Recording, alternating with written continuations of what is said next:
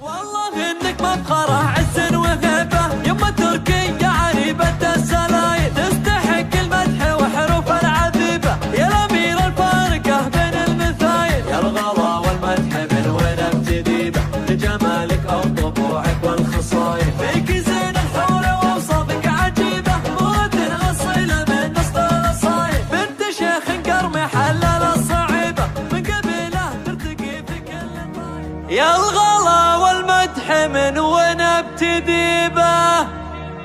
في جمالك او طبوعك والخصايل، فيك زين الحور واوصافك عجيبة، مهرة اصيلة من نسل الاصايل،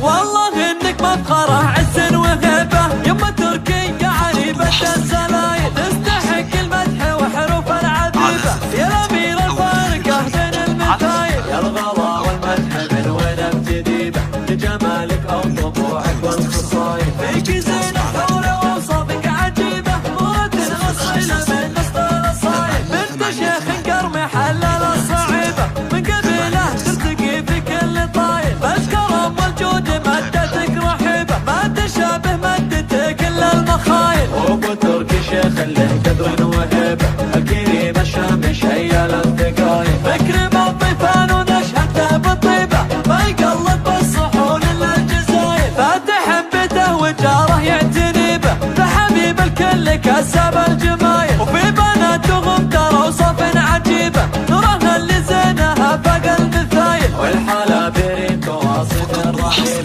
والدلع من جمالها هوايل، فيك زين الحور ووصفك عجيبة، مرة أصيلة من نسل الأصايل، والله إنك مفخرة عز وهيبة، يما تركية عريبة السلايل، تستحق المدح وحروف العذيبة، يا الأمير الفارقة بين المثايل، يا الغلا والمدح من وين ابتدي به، لجمالك أو طبوعك والخصايل، فيك زين الحور وأوصافك عجيبة، مرة أصيلة من نسل الأصايل، بنت شيخ قرمي حلل الصعيبة، من قبيله ترتقي في كل طايل، بالكرم والجود مدتك رحيبة، ما تشابه مدتك إلا المخايل، وأبو تركي شيخ له قدر وهيبة، الكريم الشام شيال الثقايل، فكر بالطيفان ونشهده بالطيبة، ما يقلد بالصحون إلا الجزايل، فاتح بيته وجاره يعتني به، فحبيب الكل كسب الجمايل، وفي بناتهم ترى وصف عجيبة،